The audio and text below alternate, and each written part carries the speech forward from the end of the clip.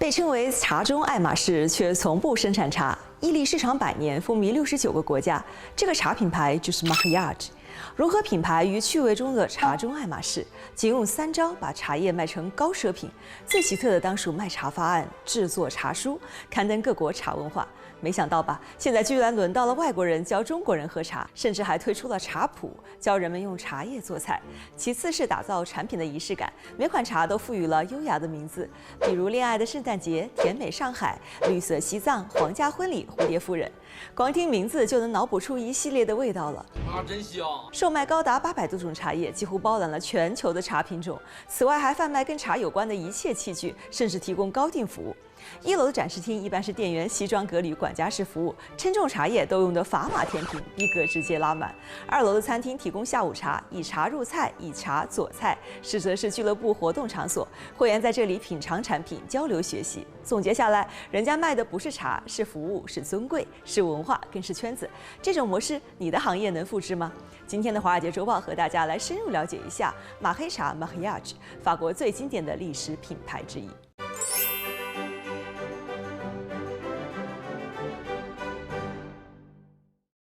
看一看这份香品茶中式风雅是如何被法国人继承了。它的创始人说 ：“Tea is a noble beverage. Preparing it is an art that combines skill and tradition。”是的，悠久的历史。1650年代呢，是茶叶在欧洲的第一个黄金年代。海上马车夫荷兰人带着这神奇的叶子，风靡了法国上流社会。马扎然、黎塞留、路易14，每个大人物都热爱它。第一个发现商机的 De Man， 根据河南人的商队呢，一路从好望角摸到了印度，最后找到了中国的泉州港，带回了中国多样的原叶、精美的瓷器和新奇的饮用方法。到了1692年，他获得了国王颁发的独家销售茶叶许可证。400多年的茶故事相韵如是。就在他们开疆拓土、发掘中国茶叶的时候，他们未来400年的老对手马黑亚吉才刚刚开始旅程。马黑亚吉一开始并不顺利。Peter 和 Nicholas 这2个人一开始是法国东印度公司的员工，然而因为是国力、国有企业嘛，大家懂的，和海军力量的限制，公司的海外贸易业务一直发展的不好。1660年，失望的太阳王路易14为了满足个人的奢侈生活，他指定这2人作为皇室的代表，出访各国，打通官方的通商道路。经过不懈的努力，他们代表王室和印度以及波斯帝国达成了贸易协定。彼时的17世纪末、18世纪初，中国茶叶在法国的流行达到了第一个巅峰。在众多贸易商品中，他们看中了茶叶。从1670年开始，他们家族一直专注于茶叶贸易的生意。1789年的法国大革命对法国的饮茶文化无疑是一个严峻的考验。革命者们把饮茶和贵族的奢侈、腐败的生活方式联系到了一起。在消灭法国贵族的年代，贵族们带来的饮茶风尚也被暂时的消灭了。法国的茶行业受到了重创，大多数茶店都倒闭关门了。Oh no！ 和De Man一样呢，Mahayaj秉承了对茶叶和茶文化的热爱，在风暴中坚持了下来。不过呢，和帝家相比，他们对中国茶叶复杂的产区特点、进货渠道并没有那么了解。法属东印度公司糟糕的运营呢，也只能让他们通过印度和波斯帝国的中间商来转卖2手茶叶，这使得他们在和帝家的竞争中处于不利的地位，生意并不乐观。然而，19世纪初酝酿的西方茶叶革命拯救了他们。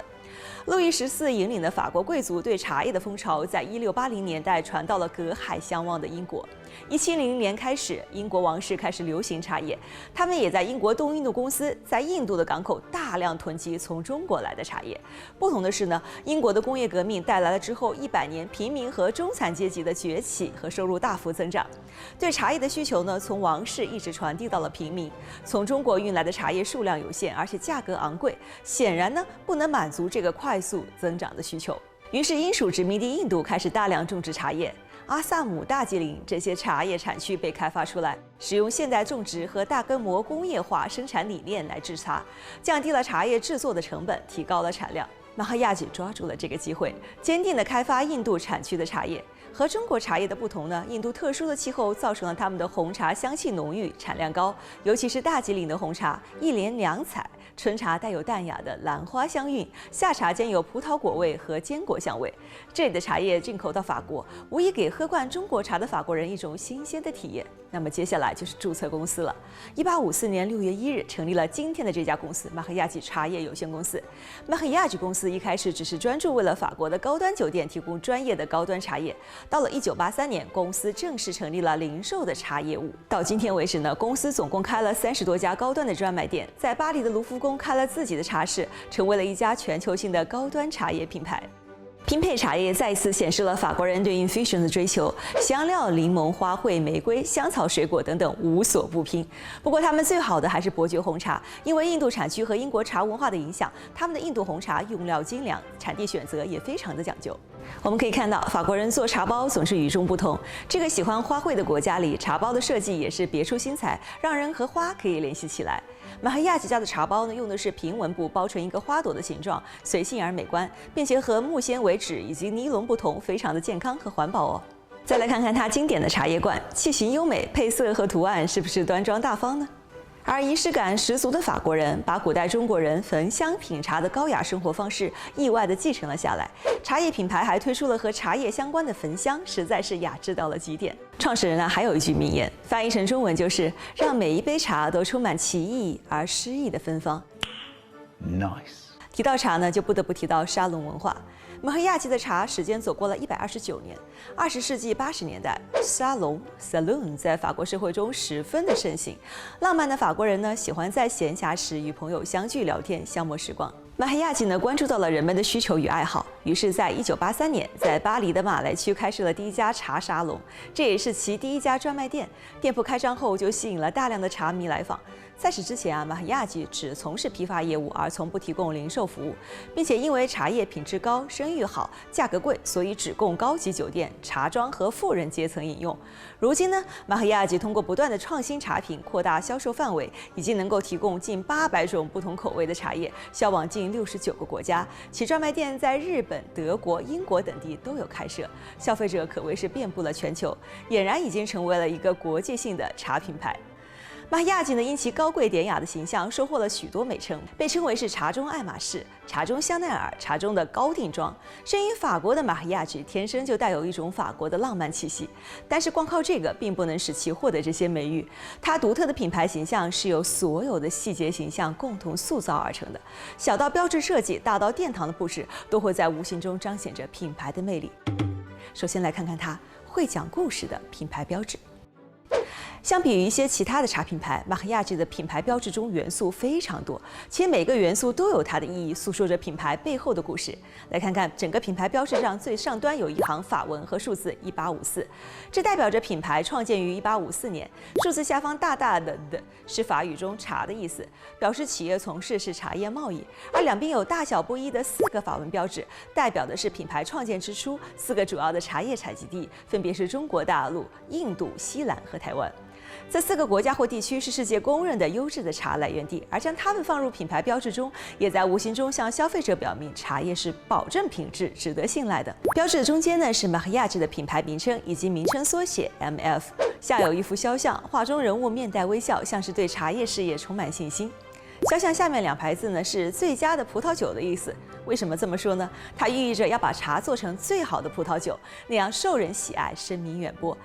在肖像的2边呢，还可以看到几个上面标有 MF 的茶叶袋、茶叶箱和茶叶桶，而这些装备呢，正是19世纪茶叶交易中经常遇到的。这些丰富的元素共同构成了马赫亚吉的品牌标志。这一个小小的圆圈中，装载着一个茶品牌100年的历史。每一个印有这个标志的产品，都能够带领人们穿越时间，探索到更多法国茶文化的秘密。接下来看看它融合时尚与趣味的产品设计。如果一个品牌想要吸引更多的消费者，设计好包装绝对能够带来意想不到的效果。马赫亚吉之所以历经100年仍然能够收获大批消费者的喜爱，除了高品质的茶叶，其精美的包装设计也起着重要的作用。而用一句话来概括其包装的风格特点，那就是时尚与趣味相结合。马赫亚吉的产品包装设计有几十种之多，这里仅仅以最能体现其特色的产品包装来举例看看。说到马赫亚吉的茶叶就一定会想到它的茶叶罐，而想到茶叶罐呢，就必须提到店中最为经典的黑参茶叶罐。茶叶罐的罐身呈圆筒形，采用光面而非哑光的材质，这让每一个茶叶罐都能在灯光下隐隐散发着光芒，低调中带着奢华。罐身上没有过多的修饰，只附有金色的品牌标志和茶名标签。黑色和金色两种颜色的搭配，轻松表现了贵族茶的高级风范。店内最受欢迎也是最别出心裁的包装之一啊，就是调味冰茶的药剂瓶。黑色的瓶身搭配深紫、浅绿、粉红、橙黄等18种颜色的标签纸，陈列在货架上时就像一道彩虹。马黑亚吉别出心裁，打破人们脑袋中认为茶叶只能装在茶叶罐或者茶包中的认识，将这些独具特色的茶叶装到了药剂瓶中。前来选购的顾客就算对瓶中的茶不感兴趣，也会愿意花时间研究一下这些精致的小瓶子，打开瓶盖体验一下作为科学家的乐趣。而马黑亚吉也确实做到了这一点，让人们打开每一个瓶盖都能收获惊喜。18种茶虽然各有风味，却都能带来好心情。同时呢，瓶装的设计也有一些像香水瓶，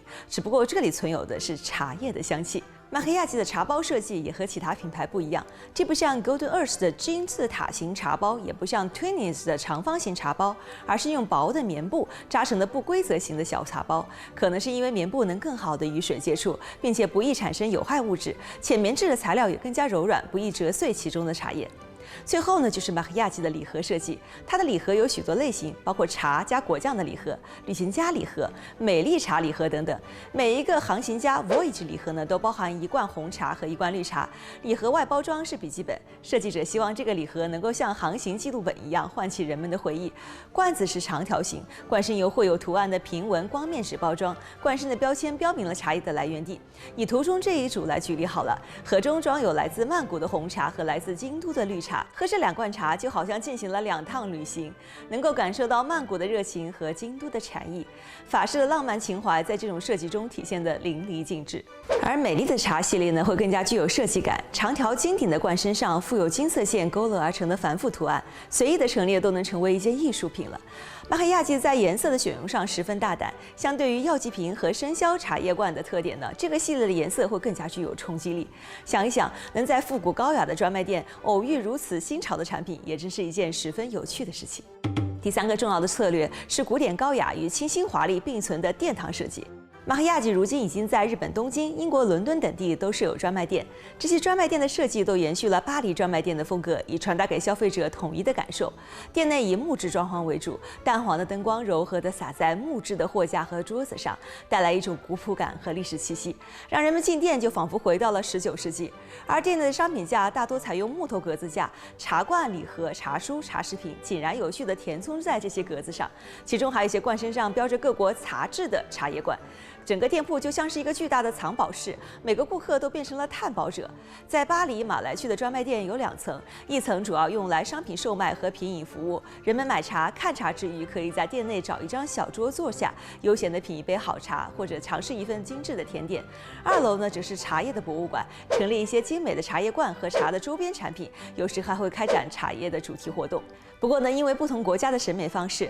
店铺建设方式也会有所区别，所以专卖店在设置上也会有些许的差别。比如在日本东京银座的专卖店有3层，而且在装饰上会增加一些年轻化和小清新的元素，例如些日本的花草装饰啊、竹藤椅等等。在英国伦敦的专卖店呢，就会有香芋紫的壁纸、纯白的桌椅、欧式镜子等作为装饰，会更加的有英伦的华丽风。除了店内的装潢和陈列，店员也是专卖店的一大特点。马黑亚吉的店员都经过专门的培训，在与顾客交流的过程中呢，可以做到足够的优雅和耐心。他们的言行举止让人们觉得自己仿佛置身于高级餐厅或者酒店。在授茶的过程中，店员会耐心地解释茶叶的来源、品质、冲泡方法以及保存方式，并且毫不吝啬地让顾客品饮店内的茶品。这种真诚的服务态度，让亲临马黑亚吉专卖店的人们都可以感受到温暖。马黑亚吉的茶具品类非常丰富，除了有茶杯，还有茶壶、茶漏、茶托、壶托，甚至连专门的壶保温罩都有。这些器具还融合了亚洲、欧洲国家的文化，比如其具有中式紫砂壶的半瓦形壶和日式的茶碗。另外，茶具的设计呢非常具有艺术感，就算是简单的玻璃壶，在颜色、壶身的曲度、高矮和组合方式上都有区别。设计师还非常贴心，专门为左撇子设计了左手用壶，这些细微之处都能体现出品牌的用心。茶叶的香味啊，虽然与香水不同，但也别有一番风雅。马哈亚吉看到了这一点，创立了属于自己的茶香氛。这9款香氛都采取了茶叶独特淡雅的香味，并且都拥有浪漫的名字，像是坠入爱河、暴风雨过后、禁忌等等，足够引发人们美好的遐想。更有趣的是，马哈亚吉还制作了茶书、茶典。他想要人们了解法国的茶文化，于是有了法国的茶文化茶书；想要告诉人们茶叶做菜也能很美味，于是有了茶食谱；想要让人们了解茶马古道的神奇，于是有了专门讲茶马古道的书。最神奇的是，在这里还可以找到中国茶圣陆羽所做的茶经，看得出马哈亚吉也是非常了解中国茶文化了。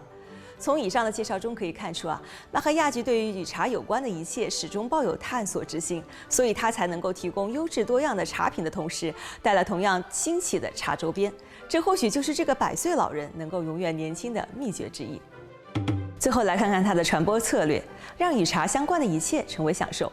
马哈亚吉在与消费者交流的方式主要有4个，包括在实体店中的销售中沟通啊，在官网接受意见啊，这2种很常见，也已经介绍过了。在品牌的茶叶俱乐部举办交流活动，以及在社交媒体与消费者互动。后2种是马哈亚吉自己风格的交流方式。下面呢，我们以这2种方式为例，对它的传播策略进行一下解析。先来看看茶叶俱乐部。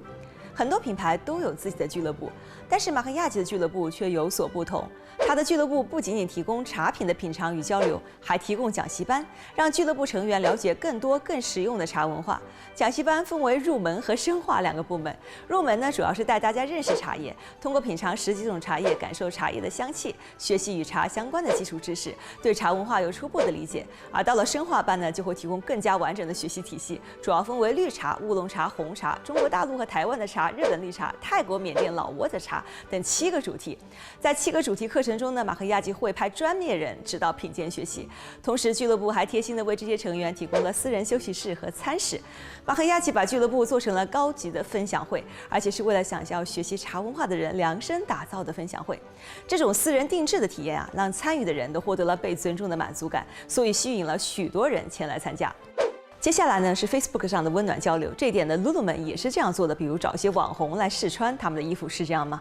马哈亚吉呢主要通过 Facebook 这一社交媒体与消费者进行沟通，在其官网中还有直达 Facebook 账号的连接，账号中会发布茶品的介绍信息，介绍不同时节、不同气候适合喝哪一款的茶，告诉消费者应该以哪种方式喝茶最为惬意。即使是介绍产品，马哈亚吉也会用一些极为诗意温暖的诗句、电影、文章节选、音乐来作为引出或者搭配。比如近期的有一个帖子呢，就贴心的建议可以在喝茶的时候搭配美妙的音乐，并指出 Be a Wizard Lovely Day 配以甜美的伯爵茶和早餐茶以及孟加拉苹果是最合适的。暖暖的茶配上悠扬的钢琴曲，马哈亚吉营造的美好情境和从中体现出的高贵品味，让人沉浸其中，更为拥有它的茶叶而感到自豪。的确，这个逼格是满满的拉满了，挺会装的。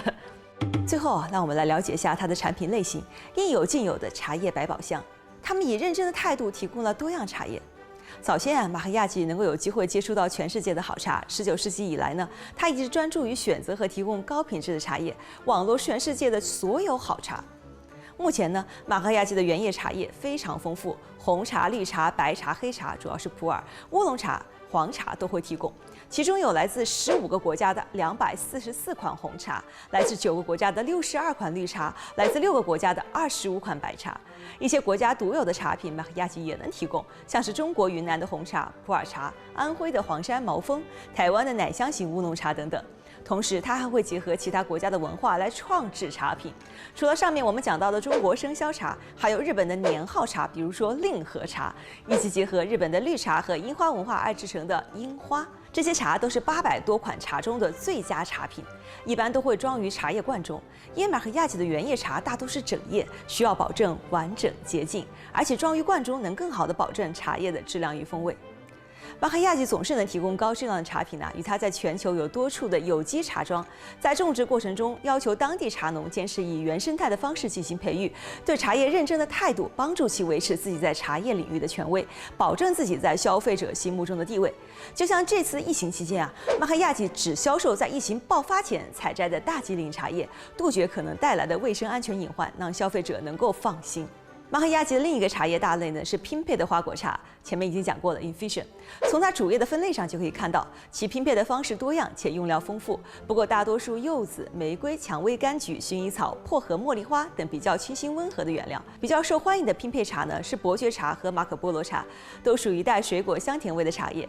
马赫亚吉善于将拼配茶玩出新花样，在今年的情人节的时候推出了一款白色情人节限定的蓝茶，用95度的水泡5分钟就能得到一款靛蓝色的茶，淡雅清丽的颜色让简单的茶也变得富有生机。作为浸润了100年法国历史的茶品牌，马赫亚吉对茶也有一种浪漫的情怀。店中所有的调配茶都是通过熏香，而不是简单的拼配方式来激发香味。水果、花草与茶叶之间能够得到完美的融合，共同创造出独一无二的茶品。马赫亚吉除了茶叶的品种丰富，茶周边也是非常丰富，大致可以分为茶食品、茶书、茶具、茶香氛这4类。茶食品非常丰富，除了常见的茶饼干、茶糖，还提供茶巧克力和茶果酱。茶果酱是从19世纪传承下来的，选用的材料都很高质，像是伯爵茶、大吉岭茶橙等。而茶糖呢，还可以做成木棍棒棒糖的式样，非常可爱。茶巧克力和茶饼干的包装与茶叶礼盒类似，适合在节日作为礼品赠送朋友。喝茶时如果觉得单调，来一些像这样的小茶点，会让喝茶变得更为享受。马赫亚吉这个有着166年历史的法国茶品牌，成功的塑造了自身高贵典雅加时髦俏皮的综合形象，并且以其对茶品的热爱、对消费者的真诚交流以及对法式茶文化的诠释，打动了许多人。如今呢，人们只要提到法国的茶品牌，就会想到马赫亚吉和它所带来的优质服务，想到它所建构的美好茶世界。这世界有2种茶，一种是柴米油盐酱醋茶，一种是琴棋书画诗酒茶。挖掘用户精神需求的产品，或许往往会溢价更高。好了，这就是我们今天详细给大家分析了茶中爱马仕马赫亚吉。感谢你的收看，我是安琪，我们下周再会。